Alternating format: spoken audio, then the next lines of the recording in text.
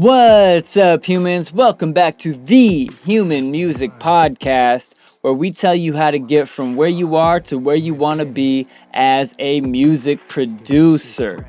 I'm Luke Rain, and this is episode 76, Playing a Small Festival. Last weekend, Rip Kinney had the opportunity to play at Any Patch of Grass, or APOG, a small festival in the northwest of Washington State, and Luke Rain went with him. We dove into how Rip Kinney's DJ set was received, his takeaways and lessons, the benefits and differences of smaller festivals compared to bigger ones, their favorite moments and performances, doing amazing visuals on a budget, and much more. The song of the week is the man Rip Kinney himself. The track is Under Your Bed featuring the Wurm. Go down below in the description and go stream the hell out of this song. He dropped it in his set and it banged. Love this track. There's also a free download link this week, so go get that. All you gotta do is follow the man Rip Kinney on SoundCloud, support just a little bit, and you get that tune for your DJ sets. Or you could have it as a wake-up alarm on your phone, creepy under the bed. Yeah, you'll get up real quick, huh? Please, though, support our sponsors for real. Dope producer resources that we use and you can too to up your game. First, Dojo TV. That's free producer live stream classes from the Producer Dojo Senseis. Try to get too crazy with it. Our show's on there every other week. Cryptic Chronica's on there. Nard's on there. Spiderhand does interviews on there. Sixth Street does some track feedback. There's all sorts of good stuff. There's more than that too. We do free concerts and things like that. Dojo house party takeovers. It's a great time. You could also get the weekly download where Il Gates will teach you weekly lessons. Only $20 a month. That's $5 a lesson. Plus, you get access to over 250 more episodes in the archive immediately. So get on that. And guest practices where you can learn from Seth Drake at the Approach Institute. He's the best engineer we know, hands down. And over there, your first class is free. Why wouldn't you go learn engineering tricks from the best engineer I know? Come on, son. Let's get it.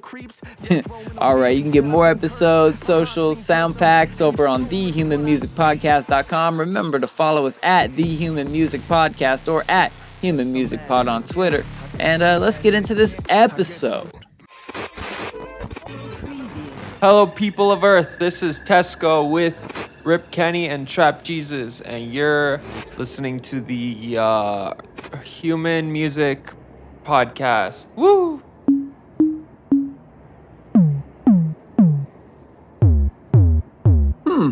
Human Music Podcast. I like it. What's up, humans? It's the motherfucking Human Music Podcast, bitch! Yo! We are in the house. We are not live. We are doing this on our own goddamn time today. You don't know what time it is when we're recording. But hey, we are here, all three of us together, and that's what's important. And we're gonna talk this week about smaller festivals. You know, we all have dreams of like playing EDC and Coachella and shit, and hell yeah, let's get there. Let's work our asses off and get there. But I don't think too many people in the producer DJ space get to the Coachella or Bonnaroo stage without first playing some local festivals. And big shouts out to our very own Rip Kinney. He just played a super sick local festival out in the top corner of the Northwest, way by the top corner of the lower 48. Let's talk about that today. What was it like to be on that festival? You know, I went as well to come support and camp and party with the homie. And, I'll talk about what it was like from my perspective and, what's like comparing the little festivals to the big festivals that we all know and love. And let's just dive into it. Like, let's start with Evan. Like, how did you end up getting the opportunity to even play at this festival? And what festival was it? Yeah, totally. So I'm going to preface preface all this with like normally on this podcast we talk about like production and like very hard science stuff about production, right?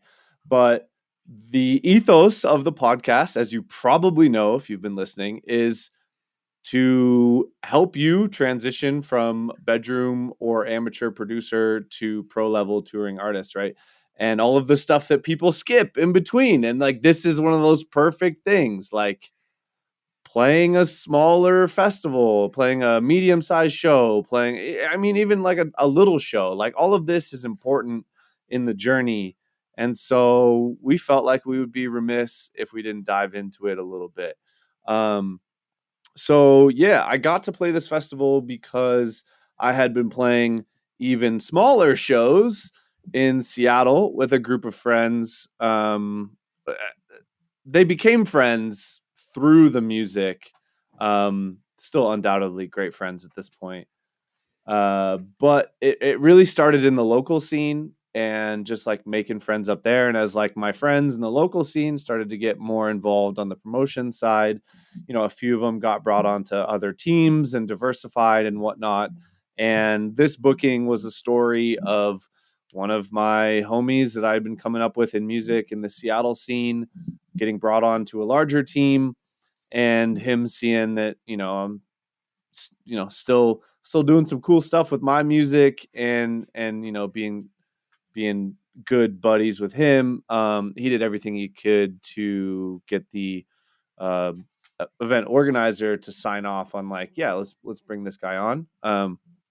So they did, and it was a really really really fun festival. So, to be honest, this was my first festival that wasn't like a Massive.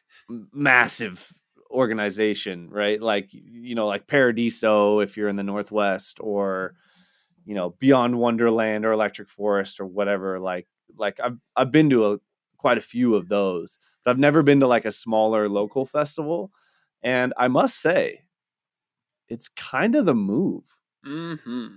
It's so fun. Like, you don't have to deal with all of the bullshit that goes along with a gigantic 20 to 100,000 person event, right? Like, it's just way more streamlined.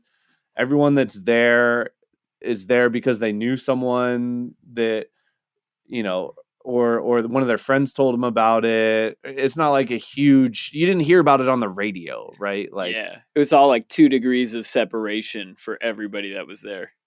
yeah, so everyone's on the same page. Everyone's, I don't know if I want to say festival vets, but like, kinda. Like, everyone there knew what the fuck they were doing, and it was just like a really smooth, easy experience, to the point where like I was joking with Luke, like I feel like I'm forgot something or I'm missing something because like all this has been so easy. Like, we didn't have to wait in line, like not one line. We pulled up to like the entrance I mean, we showed up the day before the festival started at like 10 p.m. It was more and like we literally 8, just actually. But yeah, rolled right up to the checkpoint where they were checking people in at no line, 0 line. When have you ever done that at a festival? Reason 1 to go and support your local festival, because you don't have to deal with all the bullshit. yeah. And then like literally no actual security, no checkpoint, no security line, no metal detector, no pat down, no cops trying to arrest no people for cops. just like having a psychedelic experience or whatever, like popping a molly. Like no cops sitting there like trying to get people like you would always see at Paradiso. Shouts out to the people that know. Rest in peace, you ratchet ass festival.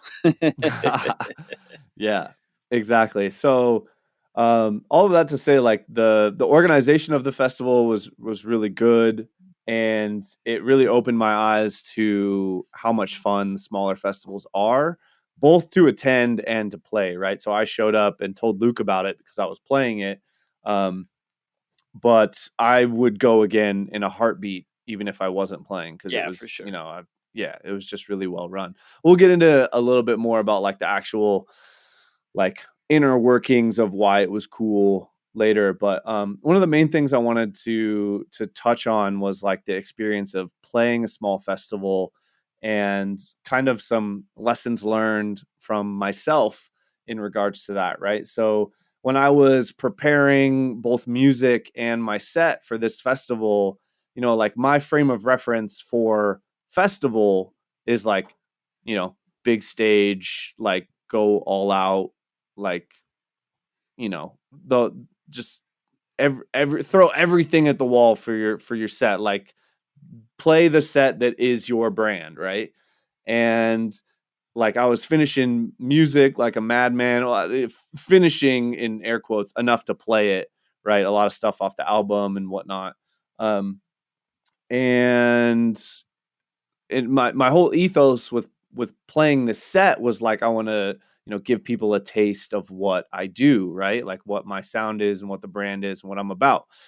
And so the set itself went off like flawlessly. Like I luckily didn't make any errors or anything in my DJing, and it went really well. But I noticed that a lot of the people there just weren't really accustomed to what I was doing, right? And it's not like a giant festival where like everyone just like is there for like heavy bass music and like that's it. Like a lot of the people there like other stuff or like a certain kind of bass music.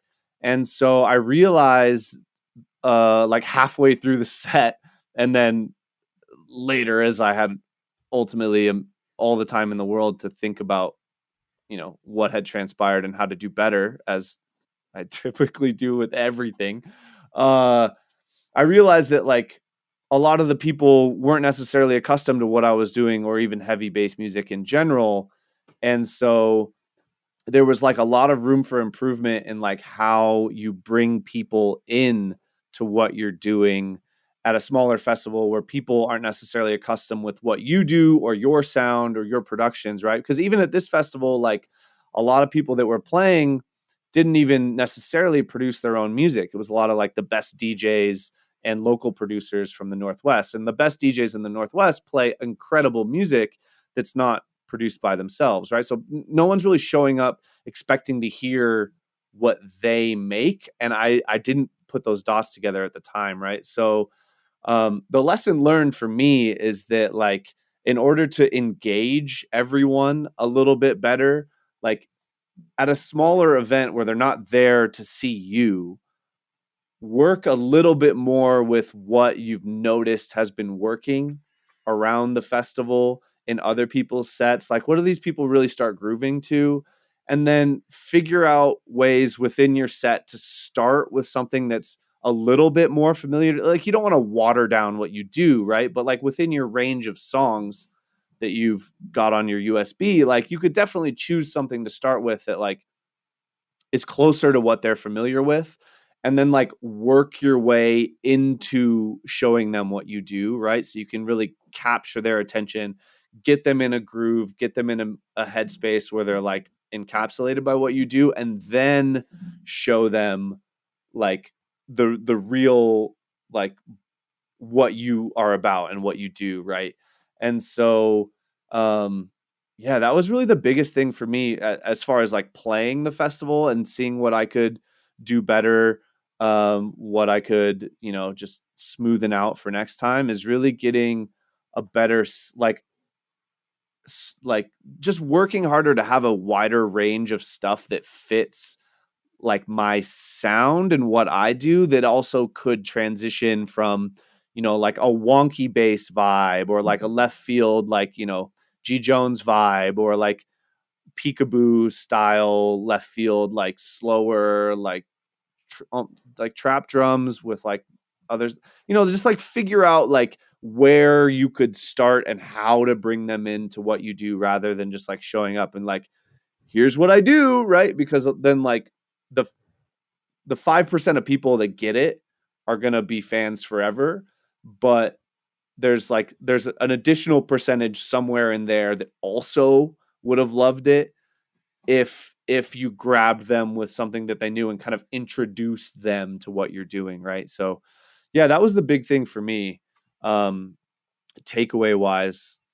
Definitely, I feel you on that. And as much as in an ideal, it would be ideal in a perfect world for everybody to break out of whatever typical kind of patterns you'd expect at those kind of experiences, like down to the music and the culture and all of that. Like when you're coming in with something different, you can't just expect everybody to snap out of, you know, everything that they know to latch onto this new style and fully embrace it and understand it and all of that in the moment.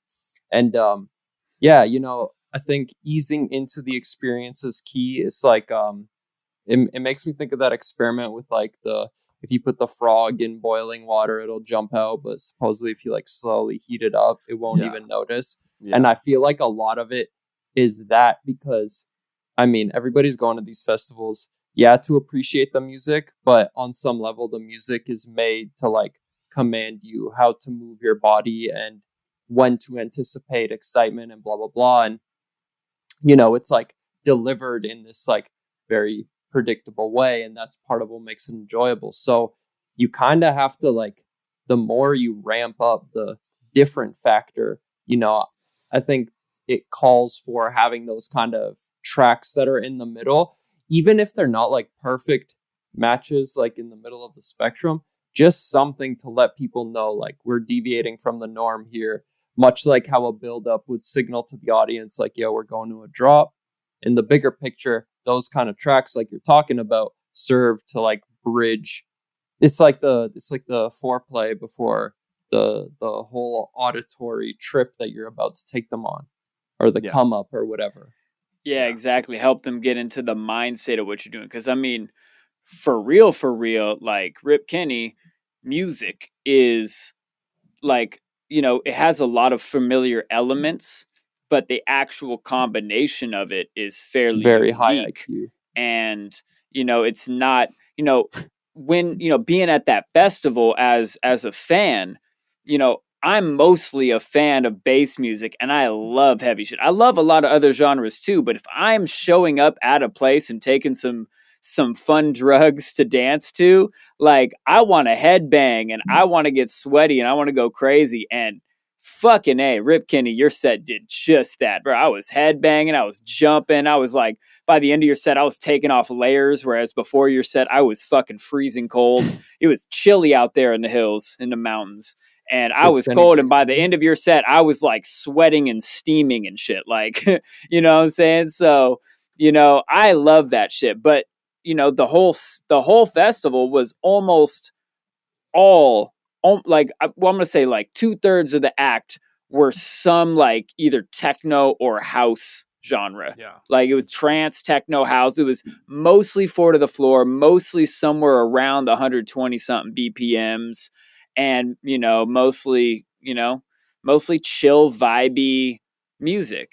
Whereas your music comes in with like emotion and aggression and guitars and halftime beats at 140 or 150 or 160, and that's like, to a lot of people, they're like, oh, I don't know what's going on for that. So kind of that comes back around to that kind of pre-framing discussion about like, okay, a lot of these people might get it better if I move them in a few chess moves towards what I'm doing from what the last DJ did. I remember your homie Jordan was on before, and he had a really cool set where he did a ton of like mashups where it was like a wide open, like deep and dark and dangerous kind of space bass, tribal trap, that kind of festival. Yeah, or I mean, what a temple trap. I've heard some of those genre names recently, and it was like a lot of that with a rap acapella on top. Like picture, like what was that? What was that one he did? It was the out like a light, that from the remix of Sicko Mode, that Drake verse on Sicko Mode. All that kind of stuff, and like going straight into heavy stuff after that, that might be a little jarring, but you take people on a few steps to get from here to there, and all of a sudden they've been like ramped up and pre-framed. So I feel you on that, having that wider palette of types of sounds that you do love and do connect within a couple degrees of separation to what you're doing, so that you can bring people into your space. I love that idea. I think that is important for any DJ, especially a DJ who does not yet have a big audience of people who are specifically showing up at the festival for you. Like by the time you're Sullivan King or Excision or whoever, the people bought the ticket because you're on the bill and they're all mobbing to the main stage at 9 o'clock because you're playing right now. They're wearing your shirt. They've got a totem that has a lyric from one of your songs on it. You know, like by then you can jump right into whatever the fuck you want. But like as we're all on the come up, it's a super good idea to have those DJ tracks that bridge the gap between the sound that people think they're at the festival for and the one you're going to let them know they need to be at the next one for. Yeah. Like pretty much like the set that I played was more something that like you'd play at the Pagoda after you've been touring for 2 years and it's 2 a.m. at the Pagoda and everyone's ready to have their mind blown. Like that was kind of what I was going for because my reference of like small festival like wasn't fully formed yet. And the other thing that I forgot somehow, the festival sold out before the lineup was even announced. That's how much people like this festival, right? So there's a built-in crowd that is music agnostic. You have no idea what these people like. It's just a grab bag of music taste in the electronic sphere, right? And like that combined with the fact that like most people there didn't know or probably didn't even care that the DJ produced his own music or not. Like I would say like 85% of the DJs that played didn't produce their own music, right? It's funny because I was talking with a couple of friends afterwards and I was, you know, and they were like, "Oh, dude, that like Evanescence remix and that Linkin Park remix, those are so sick. Like those fit with your sound like really well." And I was like, "Oh yeah, like, you know, making those remixes is just so fun because it's nostalgic for me." And they're like, "Oh wait, you made that shit?" And I was like, "Yeah, you know, I mean, I made like, I don't know, like 80% of the stuff that I played." And they're like, "What the fuck, dude? Are you serious? Like that's crazy, dude. You were blowing my mind. No fucking way." And then like that got around to like other people, and then I had people coming up to me the next day like, "Holy shit, dude, those were your originals, dude. That's so fucking cool." But like people didn't know or care at the time, and like most people probably still wouldn't care, right? But the goal isn't to didn't care. The goal is not to impress No, but the people. thing too is like it's a lot to digest the first time listening through. Like I definitely feel like when I would see live music, a lot of the times I would become a fan afterwards just through like the energy of the set, but you don't really get that big of a feel for what's going on. And I feel like your reaction to the same crowd, if you went back to the same festival or somehow hit that same audience, like if people saw you a second time after they revisited your catalog, I feel like it would be way different story. Yeah, I totally agree. Yeah. So all of that to say, you have to focus on what the crowd is and wants and knows, and then work backwards from there to create a set that doesn't water down your brand, but that, you know, is going to land the best where you're playing, right? Yeah. Like I went full on like Rip Kenny brand, and that could have been tailored to the people listening a bit better, to just in general land better with that crowd, right? So yeah, I mean, you live and learn. I mean, this is why we're talking about it on the podcast, because this is shit that I never would have thought of until I had that experience. And then looking back on all this stuff, there's so many insights that I can gain that Luke and me talked about that we can really share with you guys and hopefully make all of your experiences playing festivals as you're on the come up a little bit better. Mm-hmm. Yeah, absolutely. You know, I know a lot of people would probably not think to like share a story like that publicly, but it's so dope to be able to like share the learning process as we're in the middle of it and just be like, oh, okay, cool. Like I went in with an expectation, like we talked about on last week's episode, like having it all be a science experiment and be like, okay, here was my hypothesis for this DJ set. I'm going to come with these songs. Okay. Yeah. In this set of circumstances at this venue with these people, this was the result. And what can I take away from that to come back stronger? And, it sounds like you've got a lot of really good information, and really like how dope that this can happen at like a small festival where the stage is run by your homies who are going to have you back either way because they love you, as opposed to like when you finally get that big festival slot and then you realize once you get there at this big ass festival where the stakes are higher that this crowd doesn't actually understand your genre. Yeah, 100%. Yeah. Yeah. But yeah, I mean, yeah. Luckily, it was they're a gonna good have me time. back next year. They're gonna like you said, they're gonna have me back next year. The dude said he was gonna have me back, so we'll get another at bat to see if we Yeah. can improve. So I mean, given that people were like coming to talk to you next day and tell Yeah. you that they appreciate it and all that is, I think, a strong sign that people are actually following you on Spotify and checking you out and all of that, to leave that kind of impression. And definitely it's like that idea they talk about in marketing where it's like typically it takes seven touches. fucking Mental touches or like 7 points of exposure or whatever to like a person before they like are open to learning about you or embracing you, right?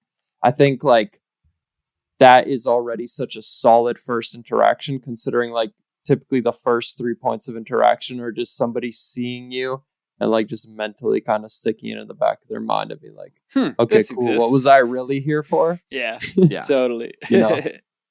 Yeah. Yo, I just want to give a shouts out to that whole stage. Like the whole festival was really done cool, but like that stage especially, they made it like apparently I found out that the entire clearing in the forest where that stage was didn't even exist. It did not actually exist like a couple of days before. That was just fucking trees and bushes and shit. And not only were they able to clear a really dope space, but then they filled it with some amazing looking and sounding gear. Like the sound sounded really good. They had dope speakers in there. It was bumping. And then they had some of the like coolest and most inventive ways to do like lights. Like that's something we were talking about. Like, so I went to Base Canyon a few weeks ago, which if anybody doesn't know, it's like a huge excision festival. I heard there were maybe up to 80,000 people there. It was at the Gorge, one of the biggest, most popular, large outdoor venues. And the main stage had like, LED walls. It must have been like 15 or 20 screens that were all 3D mapped together that were like 100 yards wide and 80 feet tall and, just massive, multiple movie screens worth of LEDs. But if you're not able to get the best, coolest LED wall in the world, you've just had somebody's already seen a better version of what you're doing. And one thing I really loved about this festival is that all the visuals were done both low budget and extremely innovative. And when you combine those, low budget doesn't matter because people haven't seen what you're doing before. And it's not like, oh, that's a cheap piece of crap. It's like, whoa, that looks amazing. What is it? And then when you finally realize, oh, that's like a frame and a bunch of saran wrap and one light. And it looks like a giant crystal standing in the forest. Or like, oh my God, what is happening? That tree up there in the distance on the path is like morphing and tripping. What's on it? Is that a bunch of fungus? What's going on? I'm fucking tripping out, man. And you walk up and it's like door screen wrapped around the tree in like a lumpy, wavy fashion with one morphing gel light pointed at it. And it's like one of the coolest things I've ever seen. And whatever the price of the gel light you can reuse and like $3 worth of door screen. And that tree looked amazing all weekend. Like I love how they did that. Finest. Exactly. And let's talk about that, Evan, that stage though, the terrarium stage. Shouts out to Jordan and Danny and all the cats that were helping put that together. Real cool people.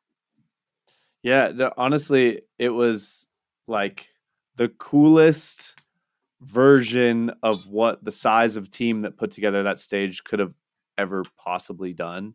Like they had a really cool like LED like tube like structure that they built that was kind of like a pyramid that they suspended above the DJ booth, and then they had like another LED like globe light. There's probably like 100 like globe LEDs that were like 3 inches around that like hung down, and they did like similar patterns to the thing above the DJ booth. And they had like projection mapping on the trees that was like a morphing visual, like you were tripping. Like it was absolutely insane. And but like Luke said, none of that like costs a ton. It was just like well placed in the space. It was well thought out. And then really like what you said, the biggest thing is that like no one has ever seen that before. Like if you get an LED wall that's 20% bigger, like woohoo, like wow, it's massive, sick. Oh, but like you've seen an LED wall before and you've seen visuals on an LED wall. You know what that looks like. Like Yeah, that's it's like just like standard. Like, oh, 20%. cool, you had it. Check. Exactly. Yeah, like 20% more of that. You're like, oh, wow, it's even bigger this year. But like truly having something that no one had seen before, like I've seen more people just with their phones out, like videoing like the surroundings because they were fucking cool than any festival that I've ever been to. Like people were just impressed by the fact that it was new and interesting. And that's really a takeaway for anyone that's like throwing a show or Shit, building a helping set up a career. festival or anything Considering really. buying some lights for your general DJ setup to be a part of shows, Yeah, like 100%. buy shit that doesn't cost a bunch, but that you can like make do some cool shit. Like buying a projector and getting familiar with a program. Think about how much you can do. Like for real, you mentioned the 3D mapping onto the trees, and like holy shit, that was some of the coolest looking thing I've ever seen. It like I walked over there completely sober in the early evening before they even opened up the stage at midnight, because this was the late night stage, and I walked over there and was just like, woo, blown away. Like I felt like I had taken a huge dose of acid, and I had not yet. You know, I'm like, oh my God, the trees are melting 5 colors. Ah, look at that. You get right up and you look at the moss on the tree just like shifting and morphing. It's like, oh my God, that looks so cool. But it's not $100,000 worth of gear doing that. You know, it's like a little bit of creativity and some very accessible, affordable gear. And that's the shit I love, you know, Yeah. getting, you know, just flipping it. You know, it's kind of like how, you know, electronic music and hip hop started in the first place. It was like people who didn't have enough money for a huge band full of instruments and a tour bus and all that shit. And they were just like, well, let's see, I've got a record player and this other record player, and I think I can rig up this weird switch that goes between them. And now we can crossfade. And holy shit, DJing is invented. Because just like splicing together a few things that were available, or like taking a drum machine and like turning up the sustain and the release on the kick drum on the thing, and then like all of a sudden, you know, now we name 808s. 808 kicks after the 808 kick drum that was first done on. And it's like nobody intended you to turn this shit to the fucking maximum. Or like, you know, T-Pain turning the humanize all the way down and the speed all the way up on auto tune to get Well, this man. weird fucking robot voice. And like, well, that's not how you're supposed to use that machine. It's meant to be this really subtle nudging back into place of your vocal performance. And they're like, yeah, fuck that. But now I sound like a cool robot. Man, this is such a good parallel to the wire around the tree too. Yeah. Instead of trying to be the bigger LED wall, just wrap some wire around the fucking tree. If T-Pain was trying to be the best R&B singer dude, instead of just wrapping his own tree or wrapping his own wire around his own tree, you know, he wouldn't have made that impact. Same with like what you're trying to do musically. I know you're looking up to all these influences. You're looking at the, you know, people that you're opening up for, that are closing these festivals you want to play, blah, blah, blah. And you're trying to strive for that. But they're already the LED wall that people have seen, and they have amazing branding. They're getting out in front of more and more people by the day. You're not going to outplay them at their game. But if you can find that equivalent of just taking a cheap wire, wrapping it around a tree, shining a light on it, then people are going to gravitate to that so much more than, again, if you try to build a bigger LED wall. Just do some shit that people haven't seen or heard before. Yeah, amen. Novelty gives you so many points. And then And there's no way to be once wrong. you've won those novelty points, they turn into nostalgia points, which count the same. Because even if you If listen not to that more. song from 20 years ago, that was your absolute shit when you were a kid, and you're like, oh my God, this was my jam. You listen to it and you're like, I mean, well, compared to the new shit, like the engineering really isn't there. It really wasn't there in 2001 compared to what we got now. And you know, the editing of the audio and the sound design was really, but I don't care because every time it comes on, I'm singing along at the top of my lungs. You know, and it's the same thing with novelty. Like when you give people what they want to see in a way they've never seen it before, which is a bit of game I got from a graphic designer I met at some like Thanksgiving dinner or something years ago, was just like, yeah, like, well, so what do? I'm a graphic designer. Basically, my job is to give people exactly what they want to see in a way they've never seen it. And that's what everybody did at this festival. I wanted to see cool light up something or other in the woods. I didn't have a specific idea of what it needed to be made of to be cool. I just wanted it to look cool as I walked around on mushrooms. And boy, howdy did it. It was fucking great. There was so many cool little setups. Like they had a whole like living room in the woods off to the side of the trail that was just everything was painted in UV reactive paint. And they just had a bunch of black lights hanging above it from wires in the trees. And this place looked so cool. Like there was bookshelves, there were toys, there was a kitchen table, there was chairs, there was fucking weird dolls and shit all around, but everything had UV reactive on it. And this whole chunk of forest, just like as you're walking up to it down the path, just pops. You're like, oh, what is coming up here? I need to stop and spend time here now. And yeah, they really had like 10x the amount of cool shit to see and do that you would expect for the size of festival, because they weren't worried about how to get the biggest LED wall. They were worried about, like, with our budget, like we could go down to Goodwill, pick up some tables and chairs and some living room stuff and just spray paint it all with UV reactive stuff and hang a few lights, and there's like $50 for like a really, really cool, unique, like Easter egg at the festival. And it was like that's the kind of thing that sets you apart. yeah, It's not what you did with your $100,000. It's the impression that you left. yeah. Exactly. Think about how many shows have spent $100,000 and then not promoted themselves well and lost all that money that they spent on huge LED screens and shit that nobody came to watch. Yeah. You definitely hear Also some very promoter true. horror stories where it's like, oh yeah, I got the biggest headliner I could think of and got this huge venue, and then the promotion didn't go well, and now I'm fucking on the line for 50 grand or whatever. Like I've heard so many stories like that. It's like, oh shit, maybe you should have scaled it down. And I think that's something this festival did really well. Like they had some people. I mean, all the artists were really good. Like all the DJs were sick, and they had some artists, that were a little bit bigger names that I've heard of. Like really enjoyed Manatee Commune's set, and Wildebeest was super sick. Demibo Was incredible. really fucking turned my opinion around on what psytrance can be, because I've heard some psytrance I didn't like that much, and I was like, I don't like hate psytrance, but I'm not like going out of my way to see it.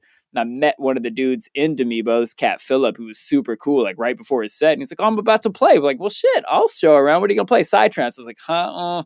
He's like, yo, everybody loves psytrance. They just don't know it yet. It's like, all right, fuck it. I'll stick around. And it was great. Right. Yeah. But like it was, they weren't trying to get Excision on the lineup. They weren't trying to get Grizz on the lineup. They weren't trying to get Skrillex on the lineup and blow all their money. They were like, all right, what's like that good ratio of like, these are going to be a dope people. People are going to want to come see it and be happy they came to see it, but also not like not like committing so much money to artists that, deserve a huge cut that then you have to charge an insane amount or like have it at a lamer place that can hold more people. Because I mean, the spot we were at was at capacity, and it was what, like 300 attendees, and then all the performers and all the staff and volunteers and stuff. So maybe what, like 400 people total out there in the woods, and it was such a good amount of folks, great artists, man.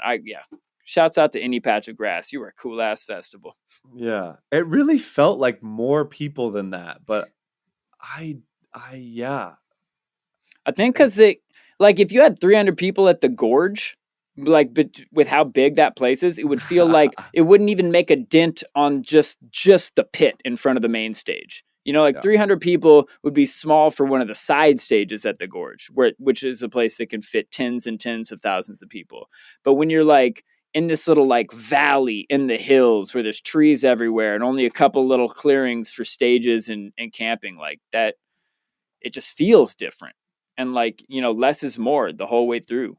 And I think, that was definitely one of my big takeaways. Like, you don't have to have the craziest shit, just like some good people, some cool ideas, some creativity, and you have the time of your life for a weekend.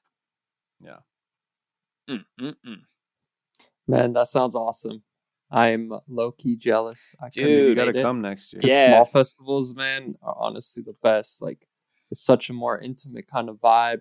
It's a lot easier. I mean, it's easy either way to talk to people because everybody's there to have a good time. But it's like you kind of feel on the in when you're at a more low-key event. And I feel like people are that much more willing to just like mingle and open up, and because it's like the more niche you get in each community, people are just relieved to see that somebody else out there like likes the same stuff and all that. So I've always appreciated that with smaller shows and festivals and stuff. Like, that's really the place to go if you're trying to meet like-minded people and, even get put on. Though I wouldn't say like go out there with those expectations and be bugging people. But if you just go out and meet people at events like that, start networking, like, you are going to get so much further in your career and have way more fun at these events. Like, this is the kind of stuff where you meet people that end up being your friends for the next couple of years type shit, Yeah, absolutely. You're totally right on that. Like, don't show up with some entitlement to, get, oh, well, I showed up this one, so I deserve to play next year or whatever. But like, it is way easier to accidentally make friends with all the right people when there's a show of 300 people, because just like the ratio of people who are behind the scenes on the show and just hanging out, and there's not as many like, proverbial velvet ropes or like security, checkpoints and shit. Like, I mean, the little stage that Rip Kinney played at, it was like, there's a DJ booth, and right there's like the light and sound booth. And you could just like walk over there and like say hi to the light and sound guys and be like, yo, what program do you use? This thing is hella cool. Where'd you get that? And, they'll talk to you, because it's not like some, it's not like they're some millionaire that doesn't want to be talked to. They're just like another person just like us that is also out here just figuring this shit out, putting it together, getting together with homies, building a community, making connections and networks, and going on the fly. So like every time I went up to somebody who's like, dude, that's so cool, what's up? And they'd be like telling me about their sound system or telling me about this light rig. And because they're so excited that somebody cares about the shit they nerd out about, you go appreciate that. They'll like, all of a sudden you guys are new best friends. Shit's awesome. Totally. Man, yeah, totally. I had a blast. Yeah, me too. What was your favorite sets, Evan? Did you like watch any sets where you're like, oh, that's genius, I'm gonna take that little trick and implement it into mine? Or did you see anyone's set that just like, I guess, inspired you from the DJing side? Yeah, I mean, on the standout of the weekend for me was definitely these two dudes that go by Will the Beast, like Will. And there's one dude that plays trombone and one dude that plays trumpet. And they just had like a really, really clean mix of like groovy bass music, and then also like progressed into some harder stuff towards the end. And like the fidelity of them playing two brass instruments inside of a mix of electronic stuff with like loud bass noises and stuff. It was all like really, really well done. And just like in general, the fact that they like played such a wide range of stuff, and that like they like pulled it all off from like just like chillin' stuff all the way up to like harder bass music. Like I thought they just did like a really, really incredible job of both playing and curating their set. Um, Honestly, the couple of the homies like Astronaut, which is Jordan Rands, and Osteel, like they both played incredible sets at the Terrarium. High Def, who played at the one of the stages called Crystal Grove, was really sick. But Sounds like a sick ass stage. yeah, Yeah, that in was a cool one, too. general, the fact that like the music was at such a high level, like overall for the size of the festival, was like the biggest takeaway for me. Like the people that run this event like take a lot of pride in curating like not headliners that do play like really, really great music. And so like in general, the overall curation of the variety and like professionalism of the music was really the thing that stood out to me. What about you, Luke? Man, early on in the process, or early on like that first day, Alan O-H, Yeah. his set was super dope. It was, we had been hearing like a bunch of like, techno and house all day, and then his set, was kept at that tempo, but went to what he described as a minimal breaks set. So it was like, breaks patterns on the drums, it was backbeat, and it wasn't 4 on the floor kicks, which was a really nice change up for me because I fucking love breaks, beats. And but like it was cool because most breaks music I hear uses actual like break beats, which are, fairly noisy. They're really full spectrum sounds where you get a lot of mids and a lot of highs, and there's a lot of kind of wash of like the overhead mics and the cymbals and shit. Whereas like his stuff that he was choosing to spin was like 808 drum machine type drum sounds. So, but it was like breaks patterns in the 808 stuff, and kind of more open. There was a lot more space in it, and so like the cool sound design noises on top of it had a lot more room to play, and I really liked that, and I want to explore that sound a bit as I keep creating, because I really dug that. Yeah, honestly, the best part about going to any festival, a small festival included, is that like you just come home with so much inspiration. Cheers to that. Like that's I had definitely been missing that through the COVID times, being able to go see some live music and you know have those moments where you're like, oh man, this guy's doing a really cool thing, like with this, like, oh, I wonder if like it just like sparks ideas for you. And especially a festival like this where they were like genuinely creative in how they presented everything and the music, like it just go support your local festival. It's only good things. Yeah. And then let's see, what else did I really dig? Oh, shouts to my guy Nick, who is a cellist. He plays cello. I met him at a party like 2 weeks earlier when I went to this camp out called Liminality, and he was one of the main people that played. And he plays like minimal, like deep house, like, a lot of shit from like other countries with other languages, really open stuff. And then he plays electric cello on top of it, and it was really cool to see that. His like DJing style is super simple, minimalistic, bare bones. Like he's not trying to do all these crazy DJ tricks where he's like blending songs and using all these effects and doing all the extras, all the cherries on top. His style really focused on extremely good curation of the music that worked with what he wanted to do on the cello. So he had to pick stuff that was open, that was, like that had a lot of space in it, and that really worked for this mushroom come up on Friday, where it was like in the afternoon and the mushrooms are hitting me kind of hard, and then just like this super sweet cello music with a 4 on the floor dance beat behind it. It was like, yes, this is exactly right for right now. And a lot of these things really just reminded me of the power of just like simple musicality. It's easy to get, for me at least, to get caught up in like the bangerness of tracks, or like the sound design, or the craziness, or the super cool techniques that you could pull off. And then remember, like, something as simple as a 4 on the floor kick drum with a cello on top of it can damn near bring me to tears all by itself, and just like hit me right in my heart and be like, oh right, like it's about the emotion and the experience way more than it's about the production. And I love getting those reminders, because I can, it makes it easier to have the joy when making music, when it's just like, oh, it's just about like playing and having fun and feeling something, not just piling on as many FX and OTTs as I can to make shit punch you in the face. Punching you in the face is fun, but like it doesn't always have to be that. Oh, and big shouts to the Gnome Dome.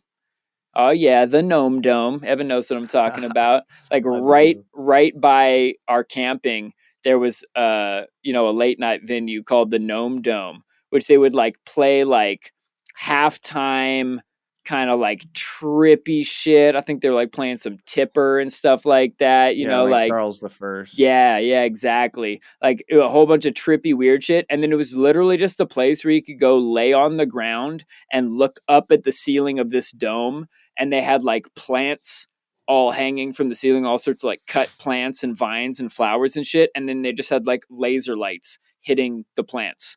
And so it looked super trippy. And it was just like a nice little like chill out, vibe out place that was, away from the more like loud, crazy stages, and closer to the campground. And it was definitely better like chill out and calm down at the campground in between sets kind of music, which I really dug.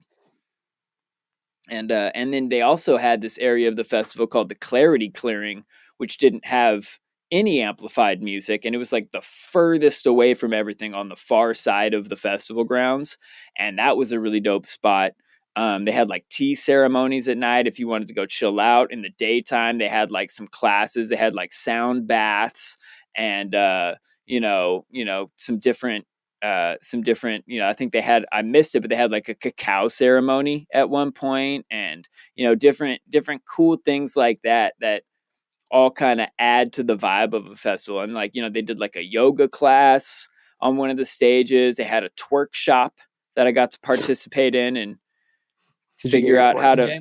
Oh yeah, definitely. Oh, I definitely leveled up my twerking game from 0 to 0.5. You know what I'm saying? But hey, it's progress. Any progress is progress, there'll be right? more festivals. Learning how to There'll be move, more twerk learning shops. how to move these skinny white boy hips, one muscle at a time, man.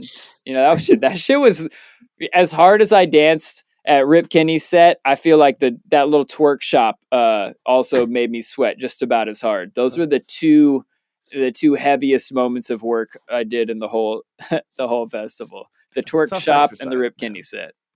Sounds intense. It's tough exercise.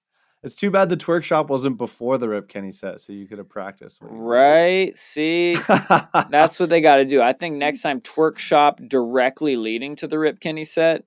Yeah, exactly. Yeah, man. How do you classify your music? Is it like hardcore twerk or emo twerk? It's new metal twerk. Oh, okay. Yeah. New age twerk. Yes, exactly. Oh man. Yeah, it was beautiful though. Just having all sorts of different vibes and ideas of what a festival can be presented. As opposed to just the idea of like tens of thousands of people, huge security line, massive LED wall, and really expensive headliners. That's a great festival, and I'm going to keep going to those. But I love getting to see more ideas of what a good party can be. And, over the course of, this summer especially, I've gone to quite a few of these smaller type of parties, from like little renegades to house or rooftop parties, or little forest parties, ranging anywhere from like 20 to 50 to a few hundred people, and like, oh yeah, this is also insanely awesome. I don't necessarily have to be around tens of thousands of people to have a good time at a show. And shit, in the time of COVID, just the less actual random humans you have running around, probably the safer too. Even though all these events are like, make sure you're either vaccinated or you recently got your COVID test come back negative this week. And they're doing the harm reduction thing, which I truly appreciate. But the smaller festival is just that much safer when you're practicing the harm reduction too, aside from being awesome and a whole nother way to live. Yeah. I had a lot of fun. Shouts out to any patch of grass. Shouts out to Rip Kenny for fucking Big up. giving me Big up. Any my patch of grass. my one chance at that fun APOG? festival to actually headbang. That's the only thing I had the opportunity to actually really headbang to was Rip Kenny's set. Had to pull my hair out of my little man bun and fucking let it fly. By the way, bro, your new tracks sound so good. I'm so excited for your upcoming album. I know it's, still in process, but holy shit, bro. As far as my hair is concerned, that shit's ready. Well, that's the biggest thing that I take solace in and that I appreciate from this weekend is getting to play some music on a big rig and get some fresh ears on it on a new system, because Lord knows my myopic focus is still finishing this god dang album. So to hear that is great. So yeah. Man, you're clearly making amazing progress. Like, I know a bunch of your tunes already, and I heard, I heard some of those, but I also heard a bunch of tunes that I'm 100% sure are yours because I know your sound and I had never heard before. It was like, oh man, this one too. Holy shit. Yeah, man, some great tunes. Yeah, good times, man. Everybody should be stoked. Yeah, get ready, humans. Rip Kenny is coming. Rip Kenny's better rip you a new one. Amen to that. Man, we got anything else we want to touch on before we sign on out? No, that sounds I think sounds like a bow. Yeah, follow at Rip Kenny Music on Instagram or wherever, and hopefully he'll post some of those videos I took of him that I just sent him. And if you want to see what this cool LED pyramid or the trippy fucking melting trees looked like, any of that shit, like, come check it out. Maybe we'll post some of that on the podcast socials too. But yeah, I'll be posting some of that tomorrow. So amen. So yeah, by the time y'all hear this, scroll back like a week. Exactly. Time warp. Woo! Woo! Well, all right, humans. We highly appreciate you listening. Now, go out, get something, get involved in your local scene, meet some people, go to the shows, volunteer to help, do all that cool shit. Cause, that's the way to build the community, build the shows, and build the world that you want to see as a musician. Yeah, man. I've been trying to stick to that more lately and work with more people in the local scene. It's been paying off for me, and honestly, wish I did it earlier. It can definitely seem like it's hard to get stuff rolling and coordinating and all that with people, but when you find the right people, you will make leaps and bounds, and that's how you do it. Is go to these experiences where you're gonna meet like-minded people. Yeah. And yeah, man. Amen. With that, meet more beautiful humans. Human it up. Human it up. Well, all right. Peace, humans. Peace among worlds. Ha ha ha ha.